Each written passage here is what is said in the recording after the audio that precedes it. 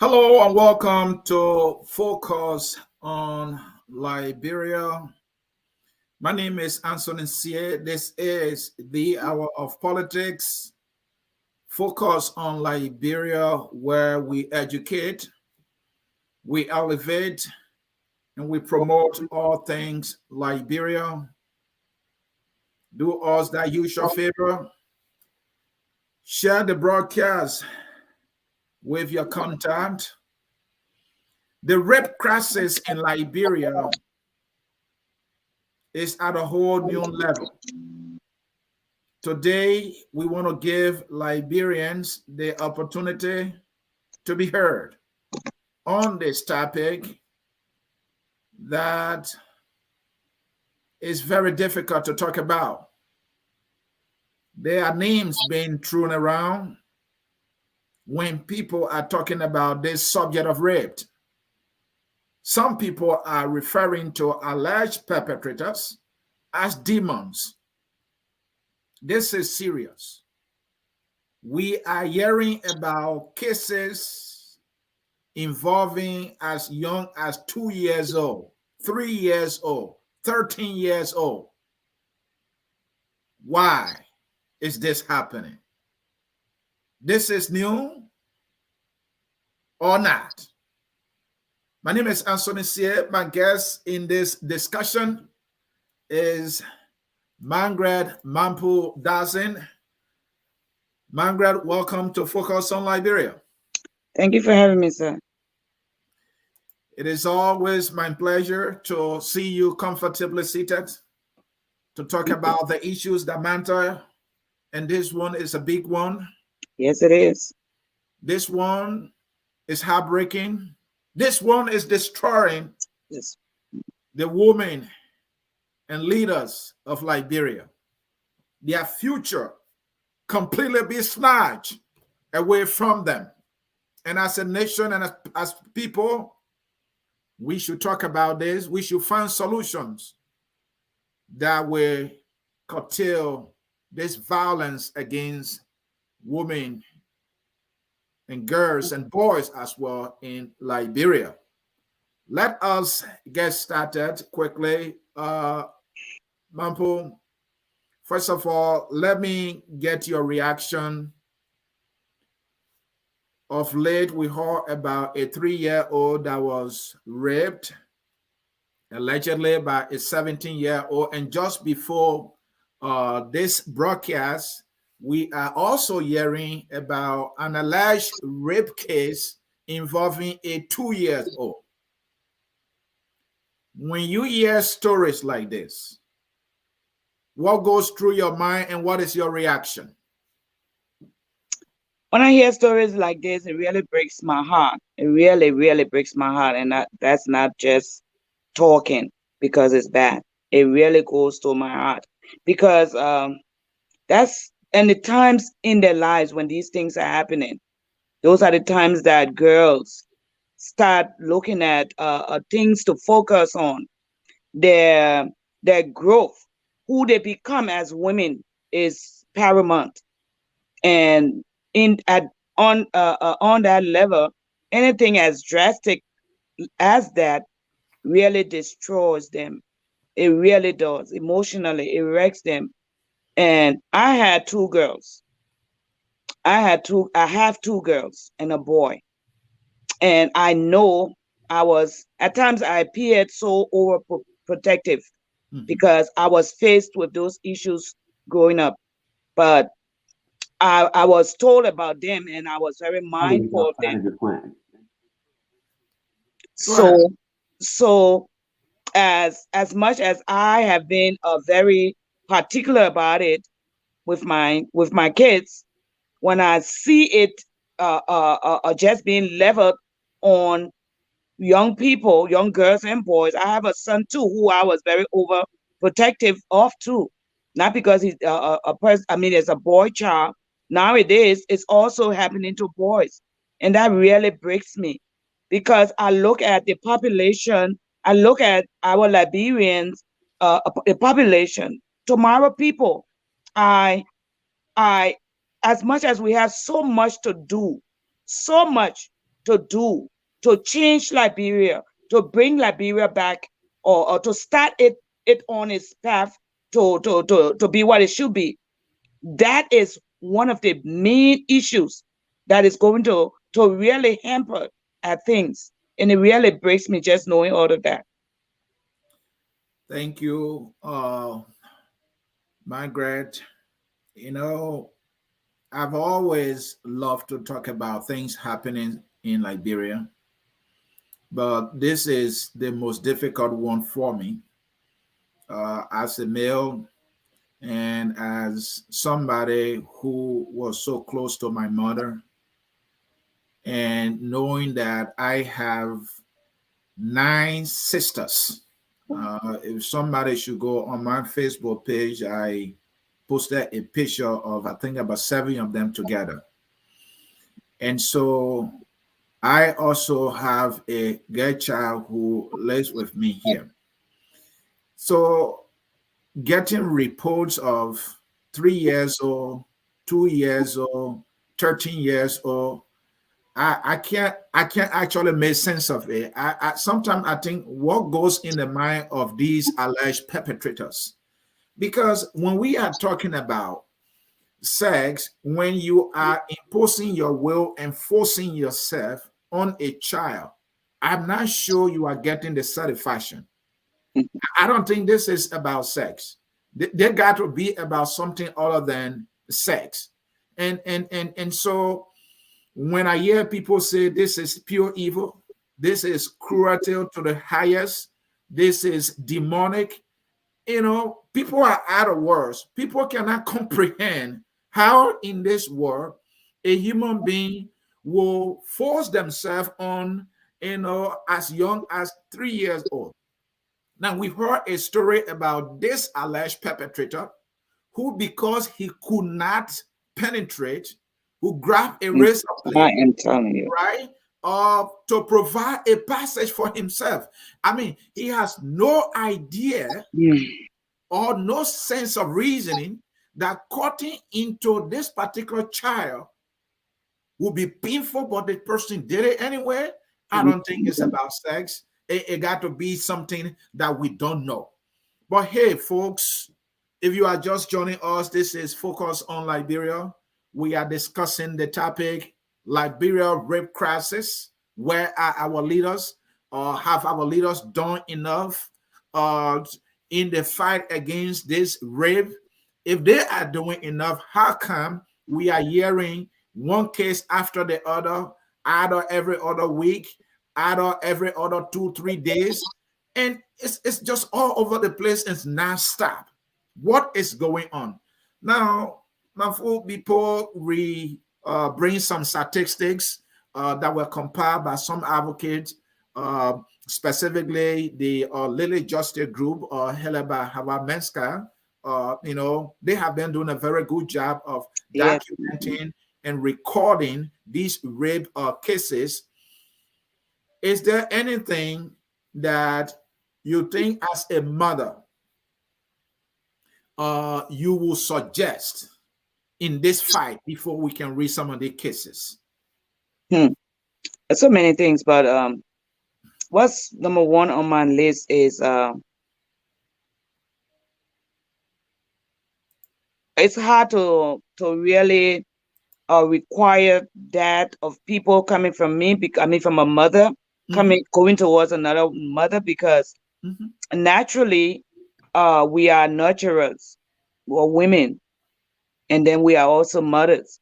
You can also be a nurturer without having a child. So we are born nurturers. So I would look at the family setting, the home setting, because one latest one is by the father impregnating his daughter, his young daughter. Where is mommy? Where is mama? Where is mom?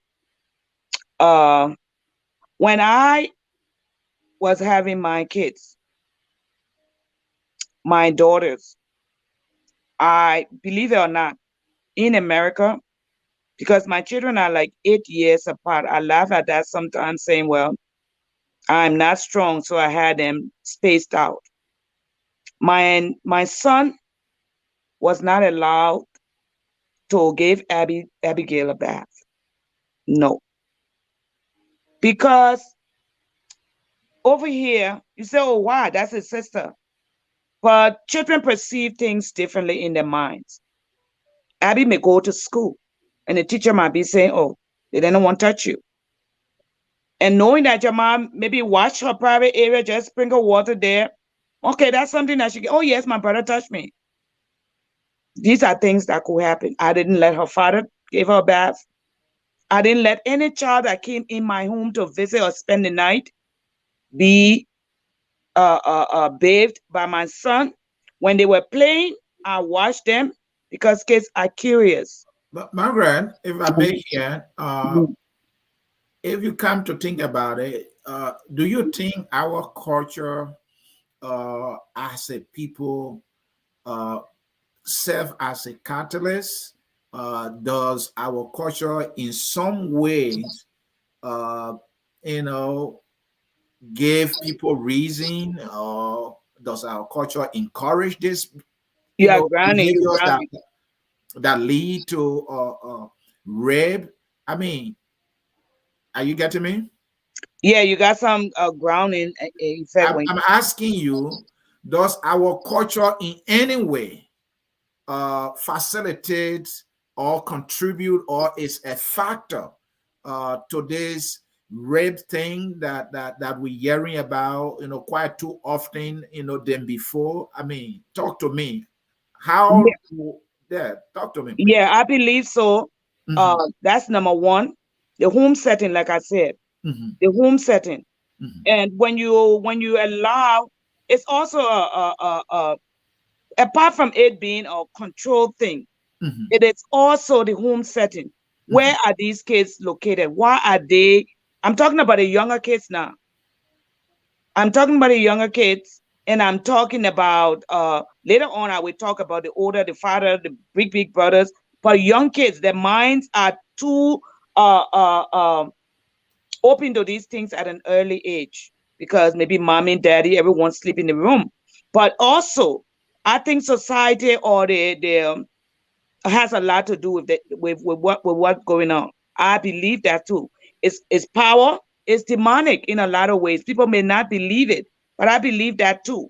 When people when the people are listening to every kind of spiritual a guy that comes along that has something to offer them, it's like they're grabbing for straws everywhere, and they come to the people who bring them some kind of salvation, and they don't know the right way to go. So this has a right thing. I mean, a mind control thing, demonic voodoo wise.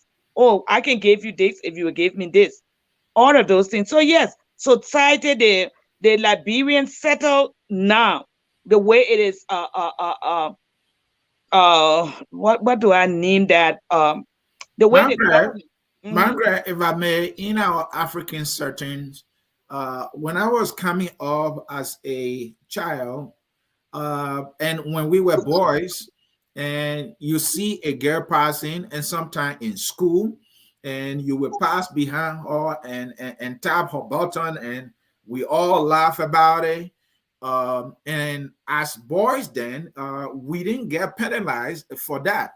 And then you will also see some adults, a young girl is coming up, they see that her breast is coming up, and they will go and touch it and say, wow, my wife is growing. This one's going to bring my wife. And in other settings in our culture, some people are giving out as young as 13-year-old in marriage to other people. These kind of behaviors that have existed in our cultural setting, can you say those are factors that may have been contributing factors to the issue of rape? Yeah, that's encouraging people. Those factors that those things that are done and people overlook them and think it's just a normal thing. Mhm. Those things come into play as the child grows up. Maybe at that even that early age, a man may think, yes, okay, that's my wife, and he start giving her money. And when money comes into play, people usually go for that. When you and you were growing up and your type girls, but we always have crush on guys. Yes, we allow guys to say, "Oh, that's my girl." But for me, I had a limit. The limit was an older man. An older man was my limit. Once that came into play, it was a no-no for me. I not that the younger men wouldn't, but my schoolmates, my regular people, oh, that's my girlfriend. We laugh about it. Now and then you would tap me, oh yeah, I'm like, don't bring it to me, or we'll laugh about it. But once an older guy did it, it was strange to me because he's older. He shouldn't be playing that role. He should be my father. If he was not even my father, he was my uncle's age and did that, that was a problem for me. And that should be a problem for people once that come into play. Nowadays, we find if even a 17-year-old did it. I know a place where I remember we rented some rooms in our house, and I caught the lady's brother messing with his little niece. They were all young, but I saw that. And nowadays, I think about it. I think about the way they were living. They were in the same room. The mom, the dad, everybody in one room. So maybe that was why. For my So our culturally speaking, and I'm not an expert on this. I am 110% limited on this subject, but I'm just saying culturally, this behavior was not frowned upon. It was more like encouraged or as overlook. being nothing. It was overlooked as being nothing, and because we didn't discourage it, so to speak. We didn't speak against it, so to speak. And in other settings in our culture, it was acceptable for a child as young as 3, 4, 5, 6, 7, going all the way to 15 to be giving out for marriage. So we are where we are now because of this. Because of that. How do we stop that? How do we stop that? That's a very good question. A serious one too. How do we stop this? I think number one, this what we're doing right now. That's one. That's not number one per se, because people have to be on the ground pushing that. But bringing awareness, talking about it, bringing these cases up every week. Let's say every week there's 2 or 3. Let's talk about it. Let's bring it out. Let's shine a light on it. Let's bring these perpetrators out in the open. Let's not continue talking it under the table. Let's not do it the family way. Liberians have this thing, they call it the family way. For me, one of the things my friends knew, they knew about it, and I told them about it. The day I have grandchildren, they will all also know I don't do under the table. I don't do things the family way. No, I don't. So we need to put a stop to that. Our children's well-beings are at stake. To their future as parents, we need to put that first. We need to start airing these bad, dirty laundry out in the open so people can see, so people can know. I think we need to talk about this more often. There should be I will urge FOL to please, let's bring these cases out every day, not let it accumulate. Every day when there is one, let's find a day in a week that we can air it out and see where it's happening. So children can be aware, parents can be aware when they're doing the honor the table talk. We're not doing honor the table talk. We're bringing it out in the open. There are others who see the lack of sex education, where parents talk to their boys and their girls what sex is and what is not sex. We should not be talking to them about sex, at what age they should not, be engaging into sex. This is a kind of education, culturally speaking, in an African setting that is not common. We don't have that kind of conversation with our kids, right? Now, if you look at in the West, We are told that parents have that kind of conversation with their children. Now, despite in the West or Westerners having that kind of talk with their children, we see rape. And in Africa, where we don't usually have that conversation, there is also rape. So the question is, knowing and not knowing, how does art in any way help to minimize this issue of rape? I know it's a difficult one for you. No, not really. It's okay. I had glanced at a comment.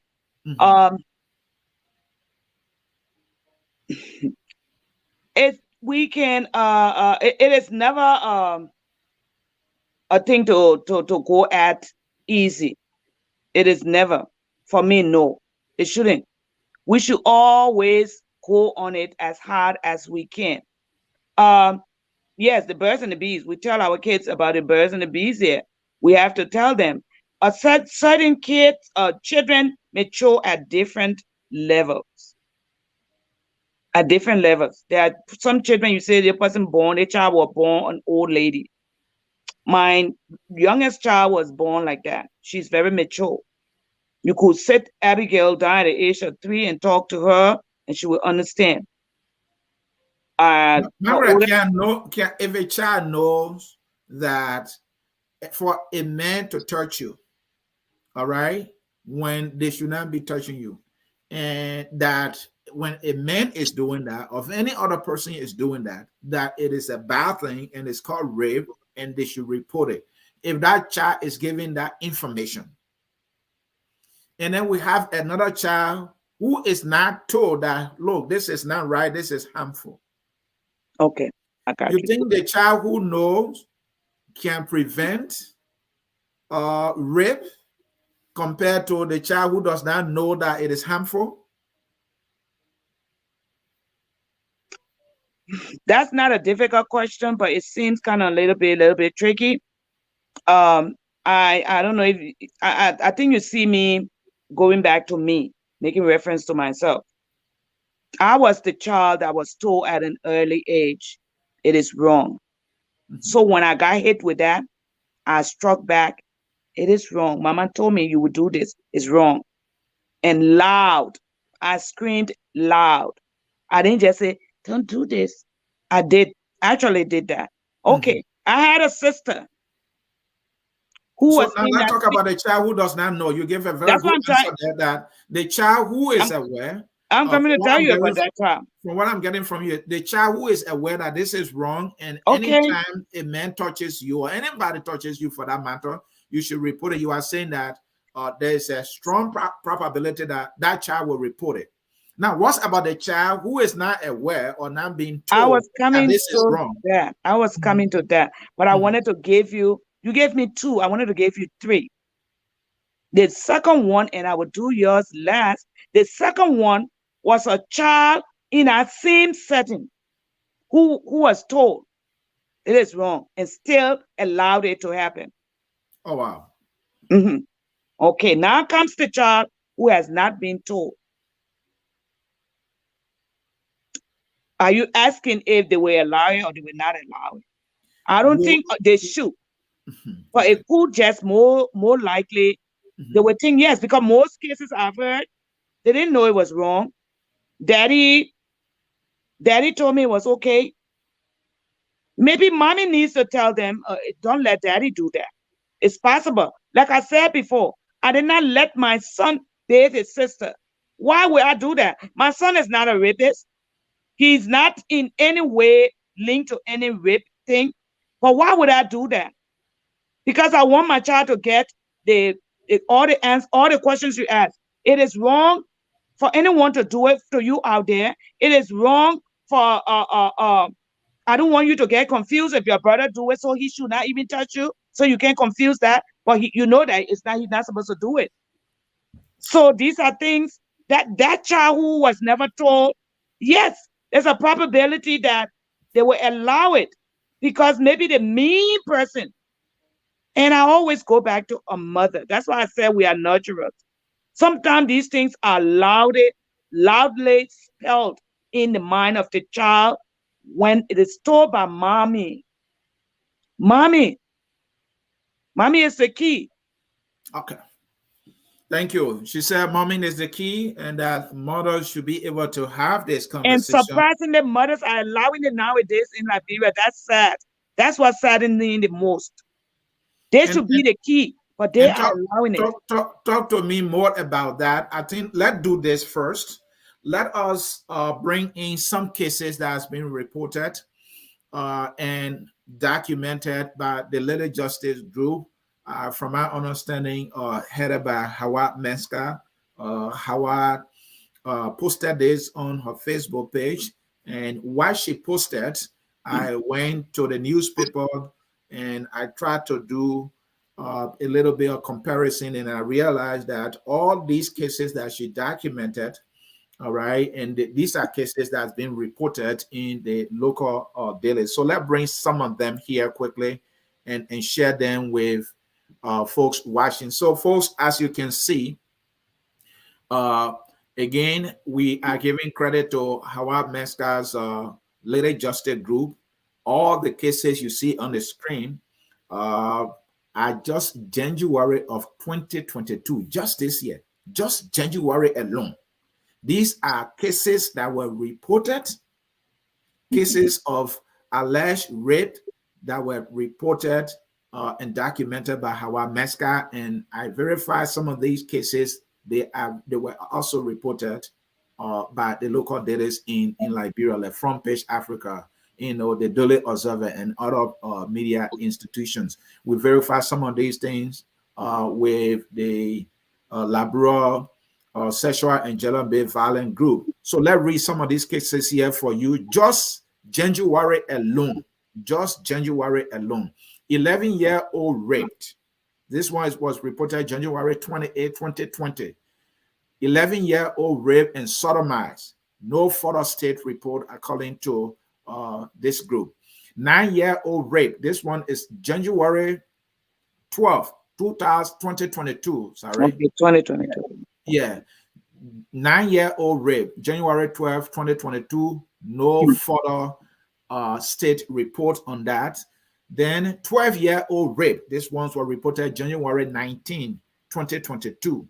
Then 13-year-old rape, January 10, 2022. 7-year-old rape, January 11, 2022. 12-year-old rape, January 12, 2022. 10-year-old rape, January 14, 2022. 11-year-old rape, January 11, 2022. 15-year-old rape, January 18, 2022. 17-year-old rape, January 17, 2022. 15-year-old rape. So you can see the list on and on and on and on just for the month of January alone. And add to that list, Margaret, before I can bring you in here, just before that one is the one we started with earlier. February 26, 2022, 3-year-old allegedly raped by a 17-year-old. And earlier, Mampu was talking about a father who allegedly raped and impregnated his 19-year-old daughter. Our understanding is that guy is in the hand of police now. And to add to this list, there have been rape cases involving police officers allegedly, and government officials, some lawmakers, rape cases involving pastors. I mean, just about anywhere you can think. It's sad. It is sad. People are raping, and it's unbelievable that in January alone, according to the list here, over 15 cases reported in January alone this year. Margaret, this is too much. It is too much. It is like, I would like for them to also list the sex of the child too. That would be very, very telling. That include both gender, yes, girl and boy. But this is really, really sad. And after we are done here, I hope that we all can always think about remedies. How can we stop this? How can we stop this? I heard someone say they're mentally retarded, or the people that are doing these things, they have mental issues. No, I'm not going to hold them on that. No. It's a no for me. No. Mm-mm. And I am one who talked about the punishments to be for these people. How do we stop this? Will punishment stop it? Will sex education in the homes by the family, by the parents? Will mommy stop protecting her boyfriend or her husband? Can we have sex education with them? Can we control this or stop this by just talking to them? Can you stop taking money from the government when the government come to you to silence you after your child has been raped? Well, can you stop it? Because one injustice to one is injustice to all. Do you know that in taking that money, in silencing you, you have allowed the rape of another child? Do you know that as a parent, who are we mothers who are having children? What is your take on being a mother? How do you feel? Do you honor yourself as a mother? Is it a prestige thing for you? Because I look at motherhood, being a mother, as something that is so. Every day I wake up, I tell God, "Oh Lord, I thank you so much for making me a mom." I think one of the greatest things He ever did for me was just giving me children. So I be children to other people who are not my children. So that when you take money from the government or when you go under the table, knowing how rampant this crisis is, you are Margaret, allowing another child out there to be raped or being raped while you're taking that money or while Margaret, you're talking it under the table. Another child is being raped. Another child's future is being destroyed. Her emotions, his emotions are being shattered. Margaret, How do we get parents to that place? Margaret. I'm the guy who love to talk about the politics all day. But this issue is not about politics, but unfortunately, there is It gets politics in in there it. somewhere, it's not about So you are just saying that government will come in and offer money. Where is the evidence? I mean, why that is will that a government? Let me learn. Why will a government whose citizen is being raped allegedly and sodomized by an alleged perpetrator? What will be the government reason for giving money to the victim's family to let the perpetrator, cut loose? What interest is that? I'm Okay. sorry for Mhm. just leaving it at that because Mhm. the government may have no interest in that family, so it is not possible that the government would just give money. But when the government has is party to a certain perpetrator or is close to that person, wants to not leak the story out, or it reflects badly or poorly on the government. That's why I brought that in, but not that they just go and just pay people off. No. So you are talking about alleged perpetrators who are allied in government, close to people in power, and calling on their friends in government to use their influence to either Mhm. kill the case or To kill the compromise case, the yes. case. Compromise the case, yes. So That's do, why I do, kind we, of do we do we have this kind of thing happening in Liberia? you don't want to do the politics, so why do we go there? I'm Yes, it asking you is. a question. Is Yes, this it actually is. It happening is. and It people are is. using their influence, their contact in government when they are accused of rape to just kill cases like that Yeah, and cut because themselves I loose? can give you an example. Give me one. A certain young girl lived with her uncle who Okay. impregnated her. And when my girlfriend, I wish Niswa could come on at some point. I'll get her to come on. She had that story. They went all the way. The little girl, the school was notified. He is in the government. I think he's some minister. And when they went to look for that little girl, the first time they saw her, the second time, she was not at the home. They heard that they had taken her in the interior. Up to today, I remember Niswa going in the interior to look for that child. Up to now, what happened to that girl? To the little girl who was pregnant by her uncle who works in the government. If you still keep him in the government, then you are helping to silence the case All right. because you haven't done anything. He still works there, but the case is dead. Thank Why? you. Thank you. And you know, I myself have heard stories like that.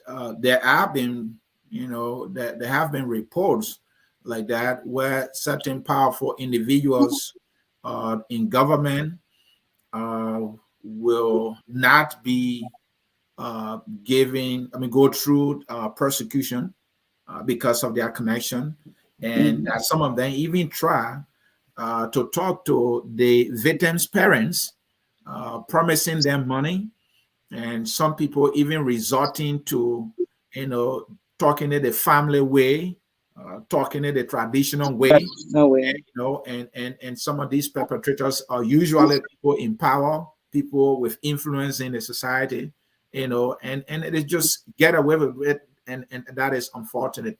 Let us do this. The big question we need to ask ourselves now is that what are our leaders doing? Now we have this astronomical increase Hmm. of rape cases being reported in the country. What the government is doing, what has our government been doing? And when we're talking about government, we'll also bring in some leaders who should be providing leadership in the direction. Now, to do that, according to our research here, focus on Liberia, the WIA government has been reportedly doing a lot of things according to them. For example, um, the WIA government has allotted $2 million to address the issue of gender and sexual-based violence. It allotted that money for the National Security Task Force to handle sexual and gender-based violence, because according to the government, they were able to set up a national task force on sexual and gender-based violence. We also know that they set up a national sex offender registry. All right. Can we get a record from this registry? Now, in September 11, 2020, rape was declared a national emergency in our country by the president of Liberia. Now, also on the 18th of February this year, 6 females turned over to the Liberian National Police allegedly for compromising a rape. This case here, it was the General Ministry that turned over 6 females to the Liberian National Police, accusing them that they were trying to compromise a rape case. So General Ministry turned these women over to the Liberian National Police. Now, that was an action by the government, and we'll come to that. I have interest in that one. Okay. Now, the government also designated a special prosecutor to handle rape cases.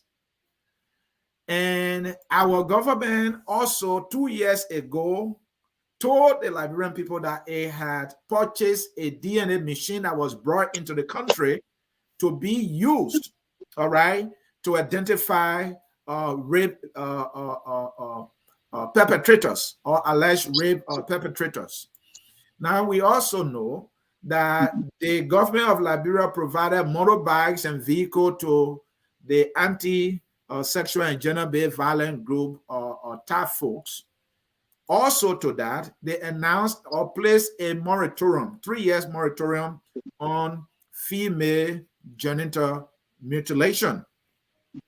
The government of Liberia also went and launched a national call center, which is a hotline that people can call to report rape cases. Now, this must sound so pleasing that our government is making efforts, right? You know, in the fight against this rape epidemic that we are talking about, the rape crisis that we're talking about. But despite this hotline, we continue to see the rape cases. Despite the general roadmap, we continue to see these rape cases. Despite the government saying that it appointed or designated a special prosecutor for rape cases spending several months, all right, in the courts that can't get through. What is that? The DNA machine they brought, according to Front's report, that DNA machine has never been used. Why are they not using this DNA machine to confirm that alleged perpetrator actually did the act they're being accused of, talking about rape here? All right. And then they're talking about the latter $2 million to the, or tough folks. So what if they have the 2 million? How come we don't see a robust effort in catering to the victims? Is that happening? And it's just that we don't know, And then they have set up a national sex offender registry. Are we getting reports from that registry? Do they put out periodic reports that these are the number of cases that has been reported this month? Maybe they're doing it, I just don't know. And I don't want to assume that they are not doing it. But if all of these things have been done, and we're talking about the president of Liberia being the feminist in chief, how come then, when as young as 2 years old, 3 years old, being raped, the president does not come to speak on this? And people kind of accuse her that, oh, everything you want for the president to speak. But he said he's feminist in chief.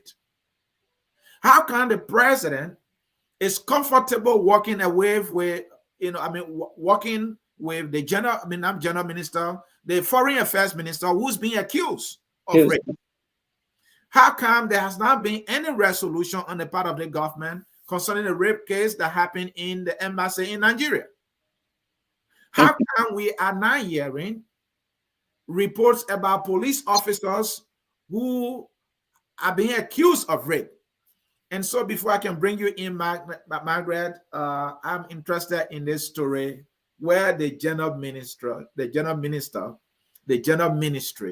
turned over 6 female to the police because they said these women are compromising a rape case.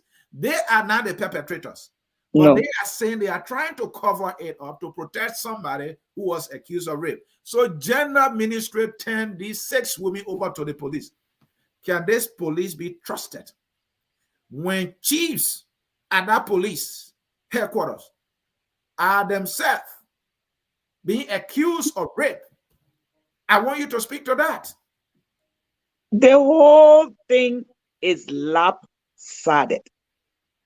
Number one, the gender ministry the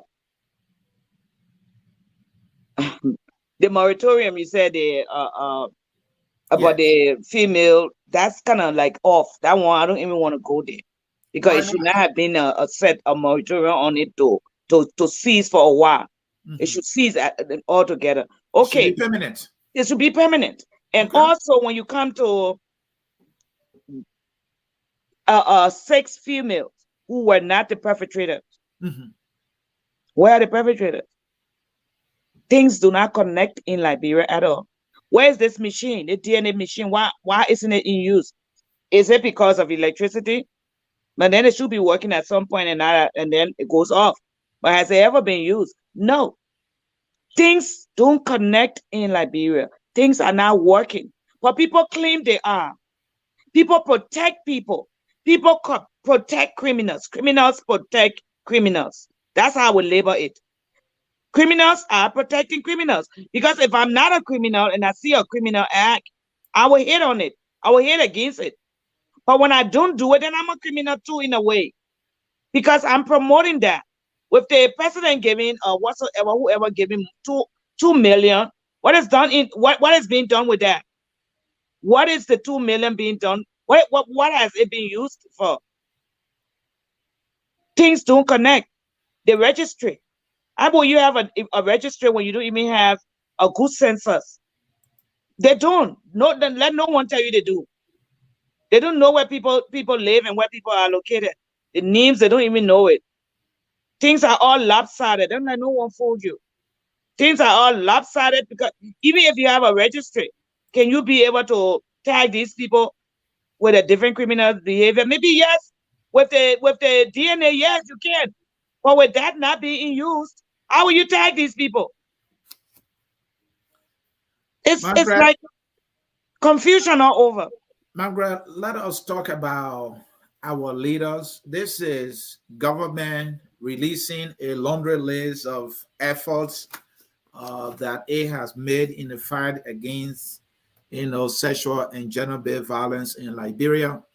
If all of these efforts are in place and effective, how come uh, we are hearing these cases every day? And Margaret, the other thing is that government, if what we are hearing being reported, if all of these things are true, maybe they are, it could be that individuals are not paying attention, they don't care.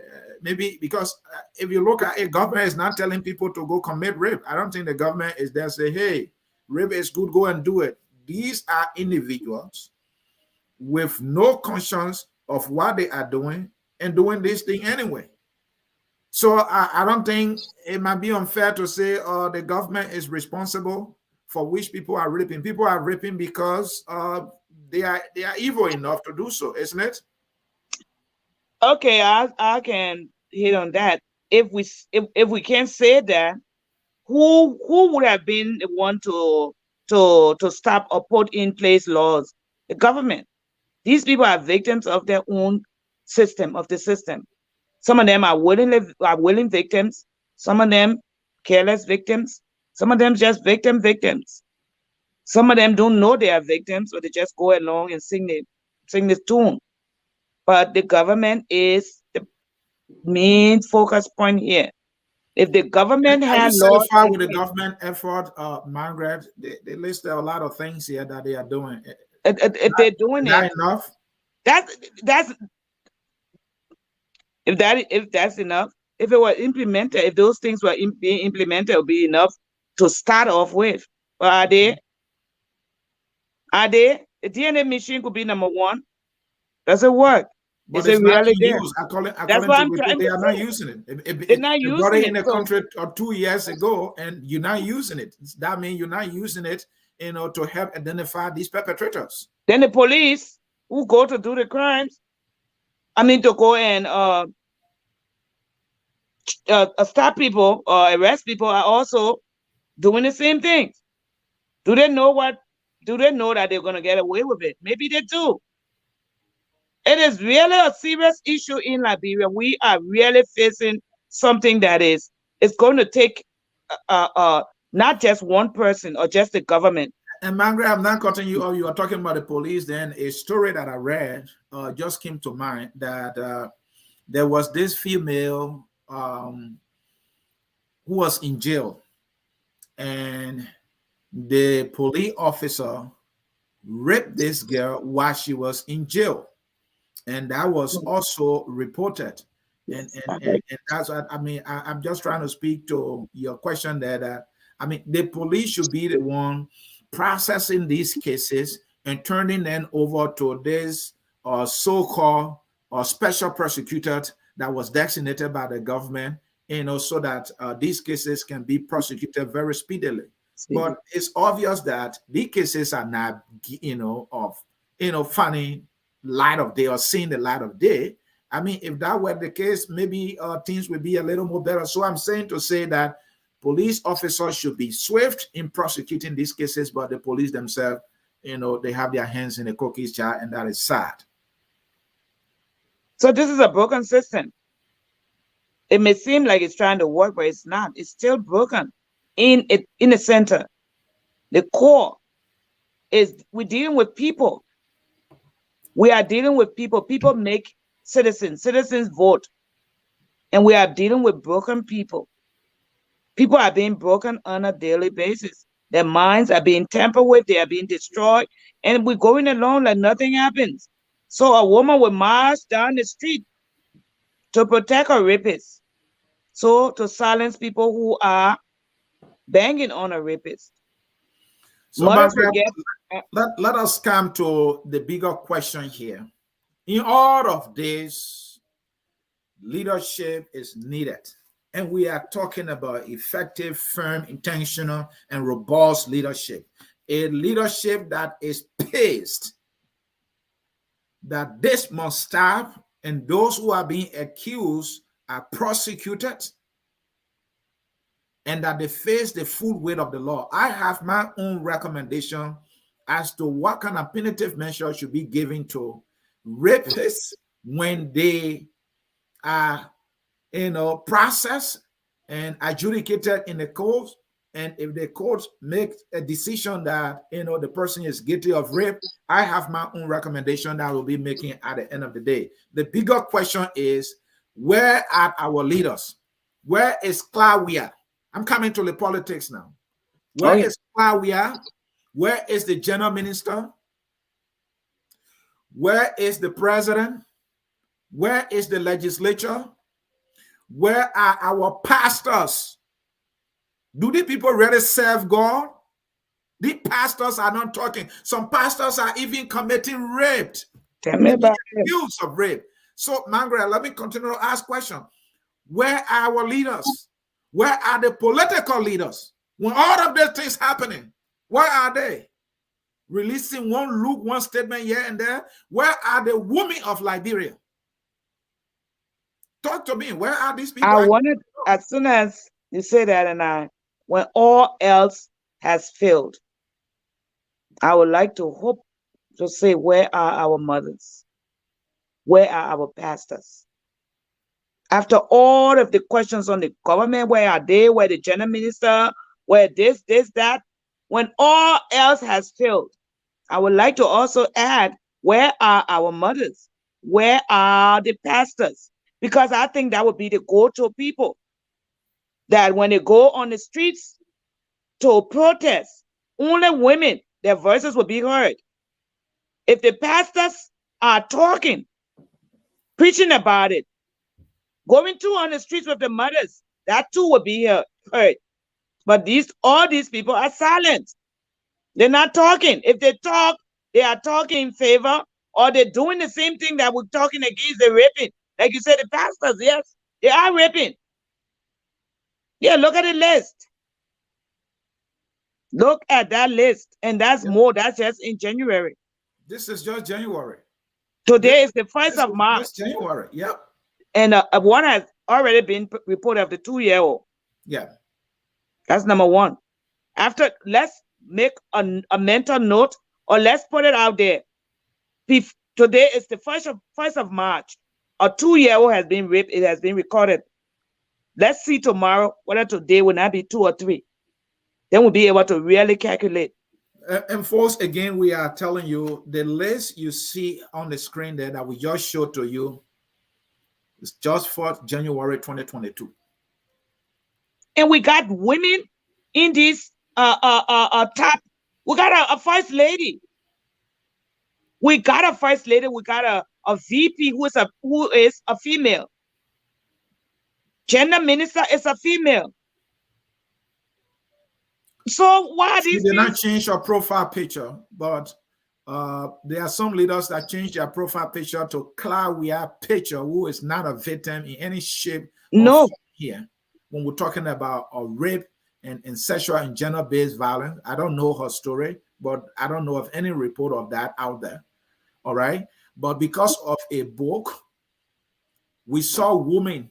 I'm sure those women were pay agents who were given money by some actors in the government, I want to believe, based on the report that we received. And they were put in the streets. So if the government could put people in the street, or some actors in the government could put women in the street to protest for a Claudia, why not protest for a baby? Those people who organized that so-called protest, who were, angry because there was a reference to our first lady. Are they not hearing about this 2-year-old we're talking about?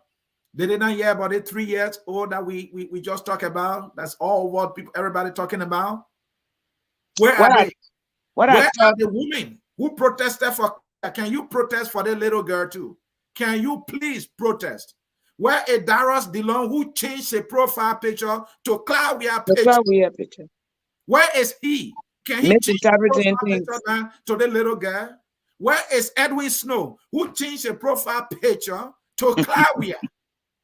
Where is he? Can he change a profile picture for Christ's sake? Can the president George we are now call the general minister to organize a protest of women groups in Liberia to sound the alarm that we can't take this anymore and this is enough and that enough is enough of this nonsense? Can we get something like that? Where are the women? Can the pastors of Liberia, for Christ's sake, stand up for once? The only good are preaching fornication in their local churches to collect offering at the end of the day. We are talking about the future leaders of Liberia. If we don't have women, we are done as a country. These are the ones that should be bringing forth the next generation of leaders. They are getting raped and sodomized, and no anger comes from any leader, least to talk about the president. None. The legislature is even yet to call an extraordinary section. They just want to tell us about committing $2 million. They want to tell us about a sex offender registry. Registry that I don't know what good it is. I think they don't know how often do they release periodic reports. And then they want to tell us about a task force. What is that task force doing? We want to see that. The task force is also doing a raping too. And then we hear about a general roadmap. My understanding, we've been tracking it, is that the government is far behind in the implementation of this so-called roadmap, and they have not gotten anywhere. So, folks, it is time for you to call. Let me display the number again, and the number is in the scrolling text below: 605-313-6004. I told you this is not a subject, that I can discuss in a more informed way. But I think I will put my emotion out because this is emotional. All right, this is sickening, and leaders should speak. I mean, you are not doing it as leaders, so what is stopping you from talking about it? Talking about it. That's the whole thing. The more we talk on this, it saddens me at how broken we are as a people. We are broken. While we wait for calls, Margaret, let us read some comments. Let us read some comments. And before we read the comments, folks, we just displayed the number there. Can you guys please share?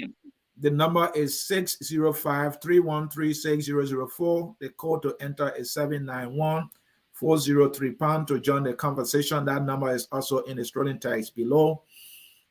We will take a short break. When we come back, we will read your comments while we are anticipating your calls. A short break, and we will be right back. At Focus on Liberia, we discuss everything Liberia, from education to politics, arts and culture, entertainment, agriculture, history, religion, family, and technology. Focus on Liberia uncovers and showcases the best of Liberia and shows the world the truth about Liberia. We educate, elevate, and promote all things Liberia. We conduct interviews, panel discussions, debates, and more. Tune in to Focus on Liberia on Facebook and YouTube and be a part of the stories that make up the news. This is Focus on Liberia, and I am Dennis Jah. And I am Anson CA here at Focus on Liberia. My guest is Margaret Mampu-Dawson. We are discussing Liberia's rape crisis. Where are our leaders? That is the topic. Where are they? I can't find them. Leaders should be able to rise up when there is crisis in the land, and these leaders are just waiting for their checks. Well, let us read some comments here quickly. This one is from Martin Wiaman Brown. Rape is like going to buy candy in the market these days. That comment is so simplistic, but it tells us all that it's been normalized now. Let's hear from Abraham. Where is our nation heading? Or I don't know what are heading to as a nation. Where are we heading? I think, yeah. Yeah, it's difficult to read there. Let me leave it. Folks, please take your time to write your comments. We appreciate your contribution here. Don't make it difficult for us. Yeah. Martin again, circumference is too much in the countries here. I can relate to that. The circumference is just too much. Let's hear from Chessie P. Norris. Where are the mothers of these 2 and 3 years old or children that are being raped? The mothers are there. They are crying. For the 3 years old, report says the mother is asking for justice, and that's the best she can do. She's helpless. The state should come. People of goodwill should come to her aid. These are fake women. Someone is going after someone saying that. The women are fake. So Mayfi Devco writes, Madam Claudia, as a first lady, gets our budgetary allocation budgetary allocation, but cannot speak to the issues of rape, especially as a mother. Mayfi Deco, you are right there that Madam Claudia is in our budget. This budget has just been approved. She netted over 700,000 United States dollars. That is pretty close to $1 million. And she is mute, and she is not saying a thing, while our girls and women have been raped on a daily basis, and she enjoys her budget. More, there needs to be a national campaign on this issue. I couldn't agree more. Let's hear from Mapu Hall. My God, tell me something, and I'm telling you something. I'm sure you are hearing me. Mayfi Deco again. This is a great comparison that shouldn't be used here for developmental and decent social purposes. Let's hear from Trocon again. We haven't had a census in more than 14 years, which is against our constitution. It's been legalistic here, and I couldn't agree more. I understand that census thing. I know they were trying to start it, but we don't know where that is. Mayfi Deco again. According to gender minister, the DNA machines were to be taken back to have them updated to meet our current reality. And what is taking that time? Didn't they tell us that they are generating record-breaking revenue? Did it ever work? Total number of forcible rape cases reported in the United States in 2020 by state characteristics, number of forcible rape, Texas. I don't know how you're writing this thing. Texas, we're not talking Texas here. I don't want Texas number. Give me numbers from our country, Liberia. This government should know rape is human rights issue, and I hope they know that. Yeah. Thank you, Mapu. Here from Crisco Masale. What about the first lady? Why she hasn't spoken on any of these rape cases, or she is only interested taking US 7,000 every year from suffering Liberians. She is taking our money and nothing is being done. Let's hear from I think I read that one. Let me hear from Gayflow. Gayflow Goya writes, here are the 10 countries with the highest rape cases: Botswana, Australia, Lesotho, South Africa, Sweden, Costa Rica, and that person is telling us that Liberia is okay. That means, what's the point of giving us the highest rape? What's the point? Like, we should not be talking about it. Good information, by the way, but we're talking like you're telling us that, well, Liberia is not high. And so it's a normal thing. Trying to tell us that we have no reason for making noise here or talking about this because Liberia is not. When cases are not even being reported for it to be, it could be more. Yeah. To hit this list, but you want us to be quiet because that's what it is. Yeah, let's talk about Norris, right? People need to start taking the law into their own hands because the government ain't doing much. Whoa.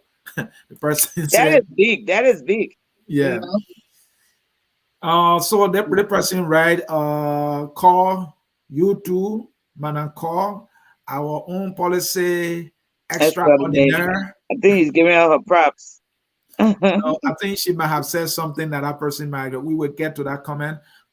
President, we are shame on you and your government for doing absolutely nothing for our rape victims. Shame on those men raping women and babies. Shame on the Minister of Gender, Madam Piso Sedita. That is Anthony Gay.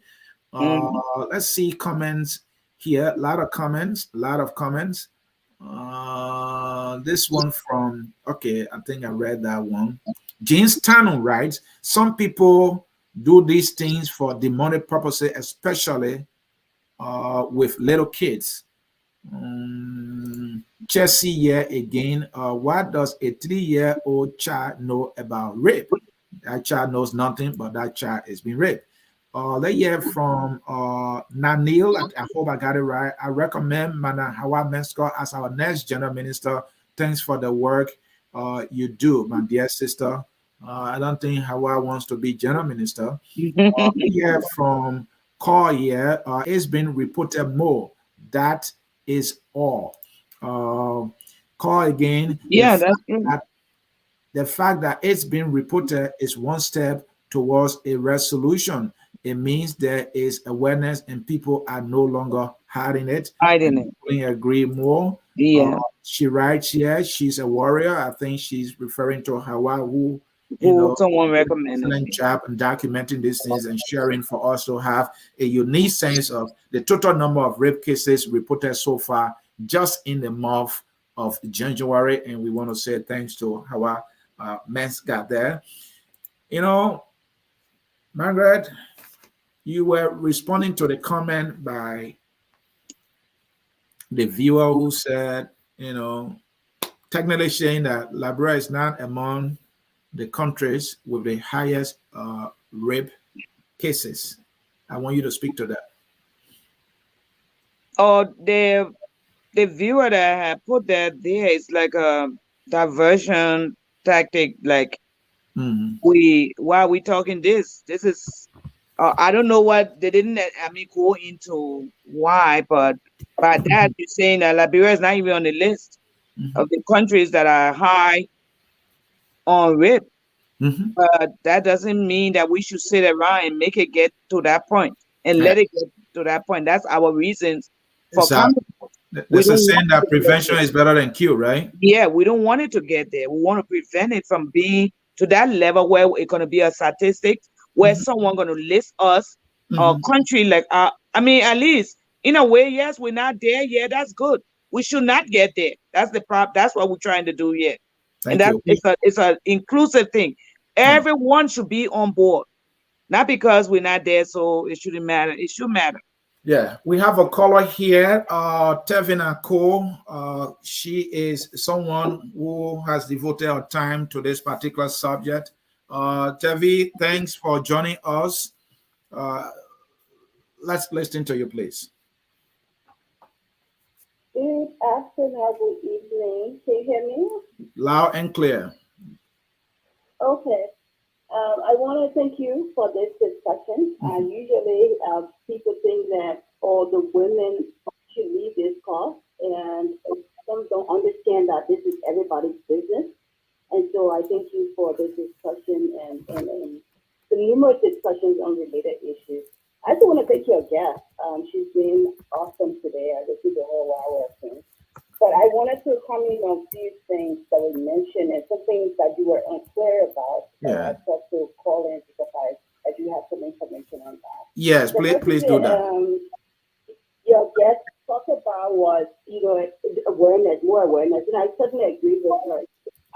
The bigger issue there is awareness, and as much as we're holding the government accountable for what they should do, for awareness is needed. And there's some of the reasons why we continue to do what we do, not only on social media, but into the school system. Our group has, I think, we appreciate the education ministry for giving us the authorization and to partner with them to get into the schools, to do this awareness so that the children can be empowered. So when they go back home or into the community, they can continue to speak up. And we see more and more of these cases, people are speaking up. That's why we see, and then with the help of technology, we see more cases being unveiled on Facebook. So I agree with how we need to continue this and continue this more and more. Take it beyond Facebook, but take it to the communities, into the schools, into the churches, into the gas stations, everywhere. And we have to do that as well, because even though we're remote, but thank God for technology and our team on the ground will be adding value in that area. And another thing I wanted to speak to, Anthony, you talked about the roadmap. We're far from that. Very, very far from meeting targets. They have not implemented not even 25% of it. They've done little things here and there. They complain about budget allocation and funding, but most of the things on the roadmap that they call for huge lump sum of money. It can be implemented if the willpower is there, the will to do the right thing is there, and that's what Jenna lost. I want to also talk about there's a report by Ms. Mensa. That's a very good step in the right direction. You know, so as someone who values data, I appreciate her for doing that. I will also say, and hopefully she takes this in good stride. The gender ministry has a quarterly statistical report. Reporting teams. Now, I'm not sure how factor it is, but we all know that gender have a tendency of word skipping and minimizing information. The bad part about it is that they do not make that available to us. So they only make that available to, you know, within the stakeholders, whether the UN, whoever gives them funding, or the government. So, or unless you're very close to them, or, you know, some peaceful connection, you get to see those information. And they don't have it on their website. We've been fighting with them for almost 2 years now. So come up with a good website that will have this information plus more. So if I need to know everything, what happened this month, the stats for this month, or the report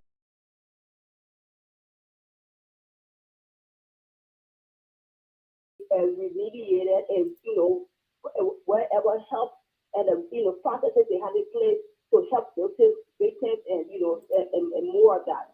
That is not happening.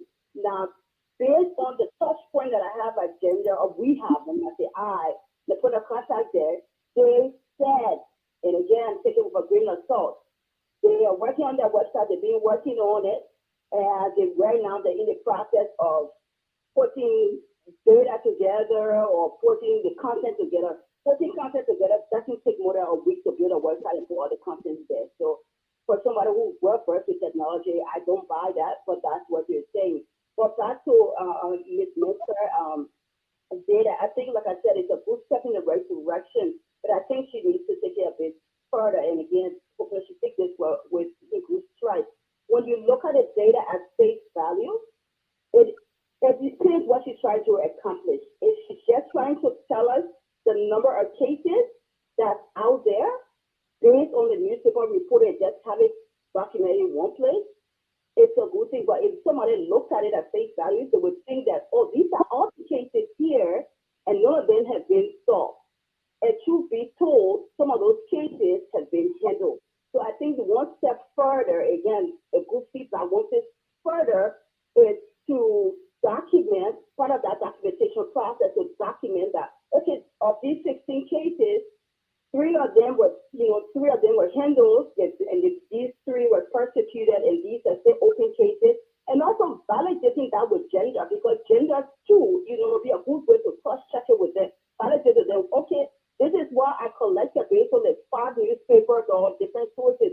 What do you have in your system? Let's compare notes, because I'm about to publish this. Because we look at it at face value, it looks like nothing has been done. It is just as is, you know, and that could be somehow misleading for somebody who go more into detail. And so that's all I have to say about that. But I think that's a good step in the right direction. I want to applaud her for that. Thank you, Tevina. And before I let you go, this Fender Registry, I have not taken time to look into it. It says something that, is it an institution that has like an online office where people can go and look up data? Do you have any further information other than, you know, sex offender registry? Anything you know about them or that? Well, I know that was part of the one of the steps in the roadmap. I don't know how effective it is. I'll be very honest with you. I don't know how effective. I know there's a gentleman too that did our app where people can report these cases and stuff like that. I've asked a couple of the members in the group to test it. You know, like try to report is something that will test the system. As far as the app goes, the app is effective, but as far as transferring that information to the requisite authority and having all the information in one place, I don't know how effective is that. Seriously, I will have to test that. But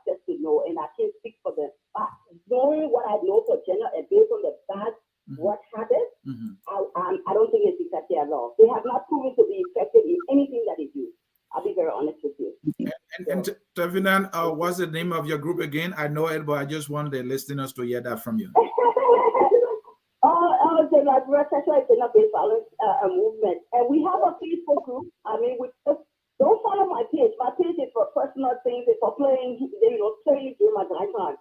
Okay. The Liberia Sexual and Gender-Based Violence group. That's where we post all the cases from different sources or any other information. Or we do posters too. We do a lot of posters. We have an Instagram page. We do a lot of posters as a awareness and stuff like that. And we have a TV Liberia, like I said, heavily invested in the communities and in the schools and different things. And so before I answering, that some of the reasons why, to answer all of the questions we have or concerns here that you've raised, that's one of the reasons why we were excited, including me, was excited that the SPOON team was going to Liberia, because I have had personal conversations with them, and I know West Kingston and some of his team members still as far as gender issues.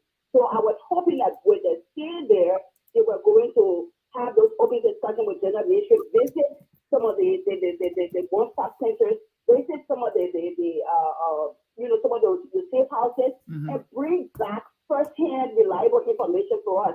But all we got was we got what we got, and if you don't like it, buy your ticket and go to Liberia. I thought this was a partnership to the best of my knowledge, but I guess that wasn't evidence. So that's all I would say for now. Thank you, Tavina Koldak. She is an advocate on the subject of sexual and gender-based violence, and she is a member of the Liberia Sexual and Gender-Based Violence Group. They have their Facebook page where I go to read about all the cases that they report based on reports that they get from Liberia.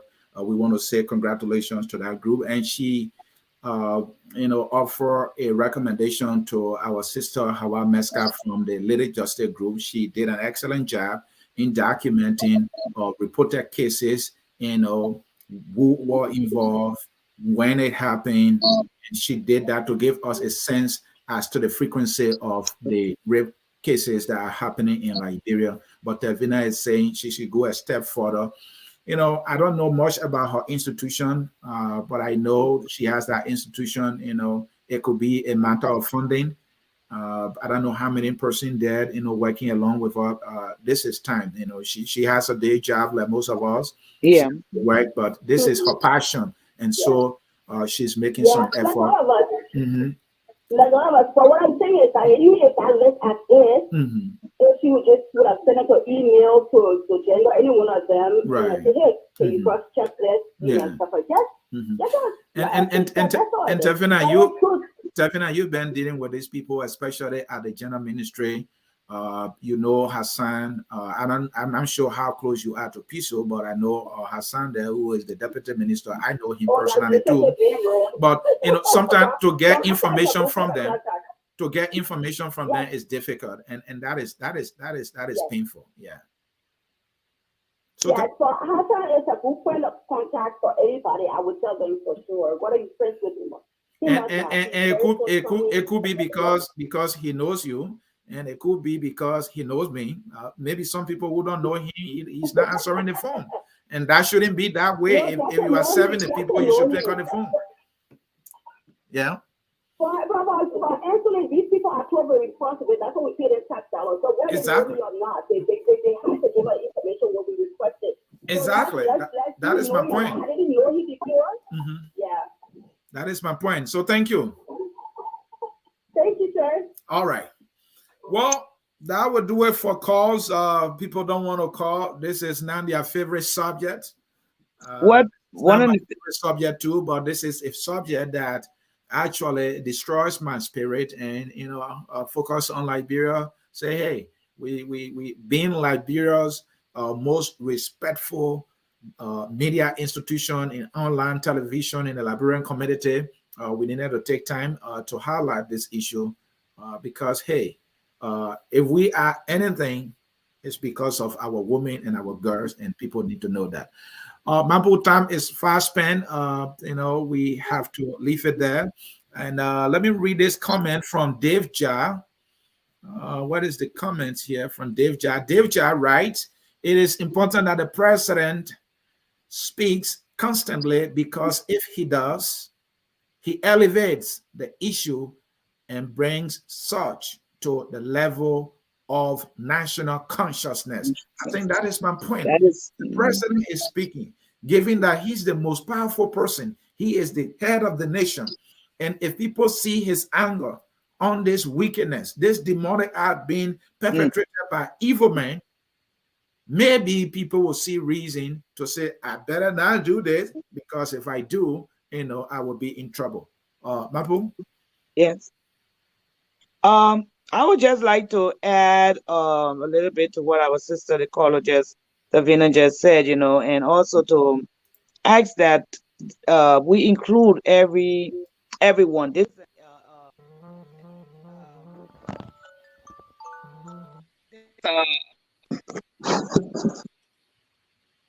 All right, let allow Mapu to get adjusted there. Her phone fell off, and I think she was receiving a call. Are you okay there now? Yes, I'm okay. All right, I sorry think about we that. should include people in these things. It's not a one-man thing. It's not a one group. Just get mostly to Hawa. When you're doing these things, we all are passionate about it. You won't believe how many women or even guys are passionate about your cause. Let's get on board. And some people may not have money to give at the time, but it may not need a money thing right now. Just need our voices to blend together and let us make sense, of what's going on, and put out ways to curb this thing or put an end to it, because it is really, really, it gotta be, it Go has ahead, to Marie. be, yeah, it has to be demonic. When I see people, this is demonic. This is really demonic. It is really painful, and it hits at the core of every Liberian if they are really paying attention, because this is like, uh, uh, um, this is about our tomorrow.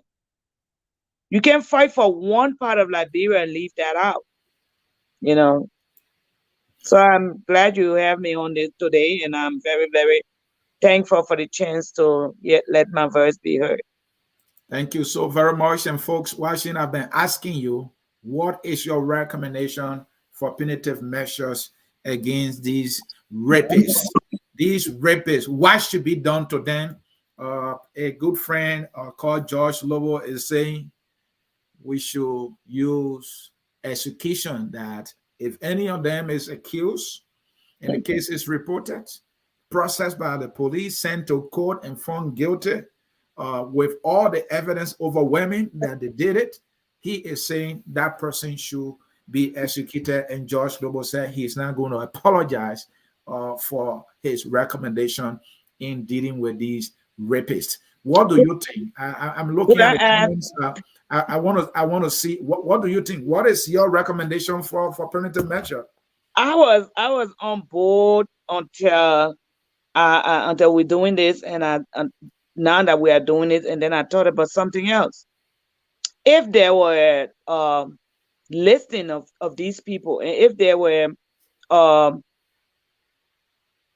database where their names were recorded, their faces recorded, what is most needed in our Liberian population now? A job, something to push you forward.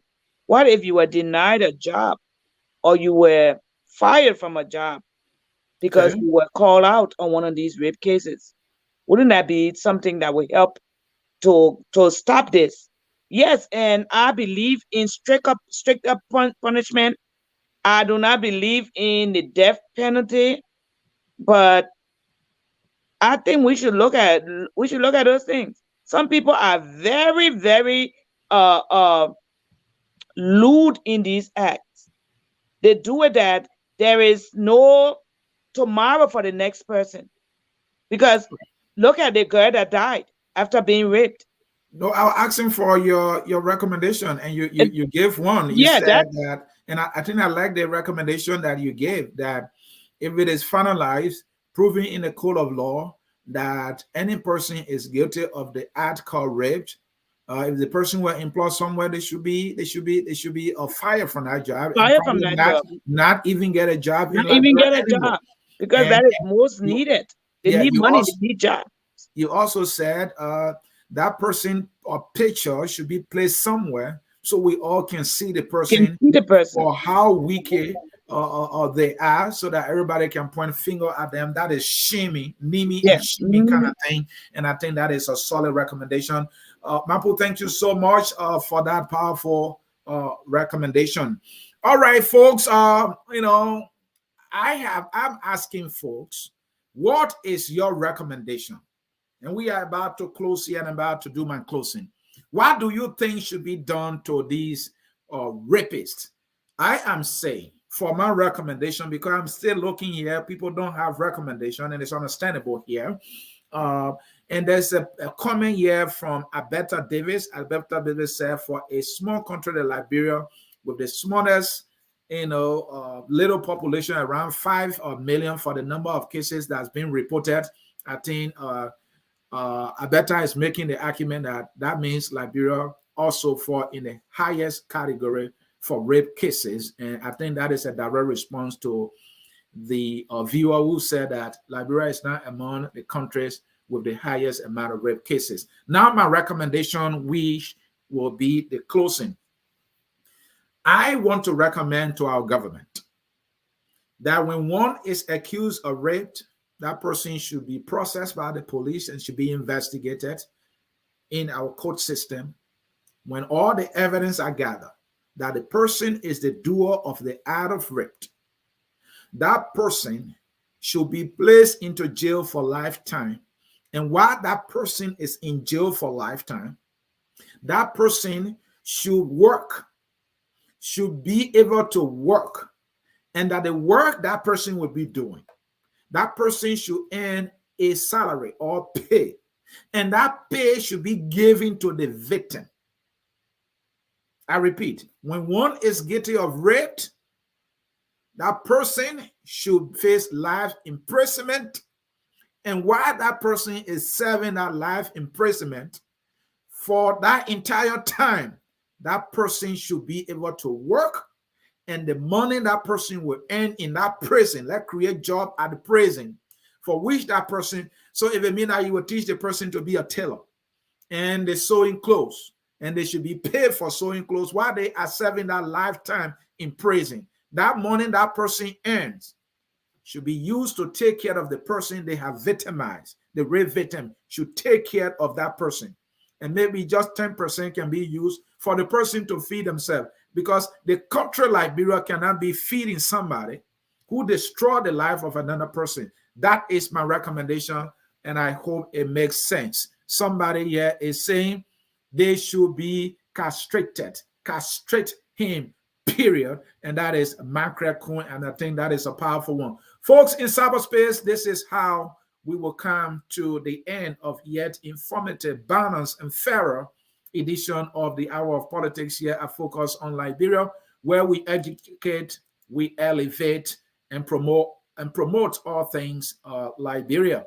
As always, we do not close any of our broadcasts here without the song, "We Are All Liberians." Whether you believe that they should be castrated, whether you believe, like Mampu said, that, hey, that person be fired and should never get a piece of job in the country anymore. Let them be a vagabond in the nation. Whether you believe that what I said is the best thing to do, that they should face lifetime imprisonment and work, and whatever they earn from that labor should be given to the victim and 10% for their own feeding, and the state should not feed them.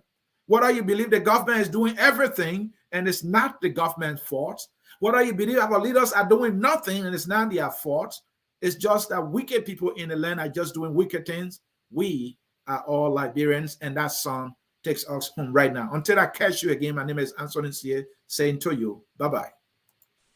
We are Liberians. Liberia is our home. Liberia people.